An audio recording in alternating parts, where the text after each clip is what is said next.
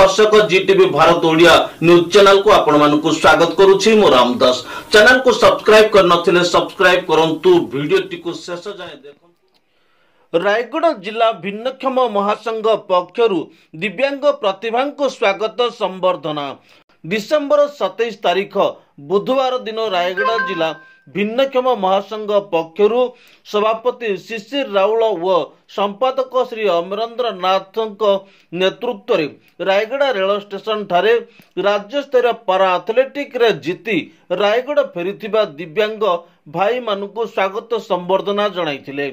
गत डिसेंबर 24 और 25 दुई दिन धरी राज्य स्तरीय पारा एथलेटिक क्रीड़ा आयोजन करा जायतिला भुवनेश्वर ठारे। सेठारे अंशग्रहण करिबा निमंते संघ द्वारा चयन करी 10 जन प्रतियोगी को पठा जायतिला। ता मध्यरु 3 जन उत्तीर्ण होइछंती।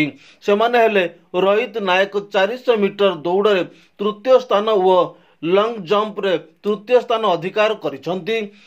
रथिराम गौड़ जावलिन थ्रो रे प्रथम स्थान अधिकार करिछंती। सेभली विपिन माझी 400 मीटर दौड़ रे तृतीय स्थान हासिल करिछंती। उक्त प्रतिभा को संघ पक्षरु पुष्प गुच्छ दे स्वागत संबर्धना दिया जायतिला। जिला प्रशासन सहायता कले जातीय स्तर रे आसंता जनवरी 9 तारिख रे गोवा रे आयोजन हेबाकु थिबा प्रतियोगितार अंशग्रहण करि परिबे बोली आशा बांधिछंती।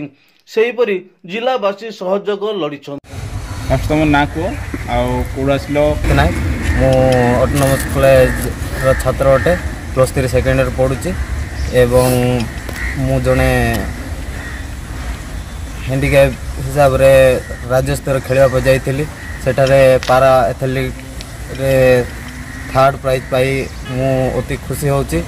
मु 2 ठान पाइथिली रनिंग रे 400 मीटर रे थर्ड आउ लॉन्ग जंप रे थर्ड पाइथिली एवं एठारे जिबारे सहायता करथिले आम प्रेसिडेंट सर प्रेसिडेंट आउ सेक्रेटरी सर बहुत सहायता करथिले एवं से होचंती अधिक परिमाण रे तो जोगाजोग रे थिले अमरेंद्र नाथ सर आउ एठारे हम पाई के बहुत खुशी रे होचु आउ आपण माने जो भाव में हमको स्वागत कर हमको धन्यवाद करूँ।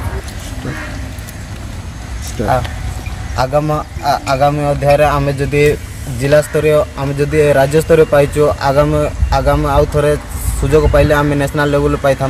जदि आमको सहयोग बोले जिला स्तरीय सरकार द्वारा आमको किसी सुजोग मिले आम आउ थे यह तो खाली राज्य स्तर आणुचु एवं नेशनल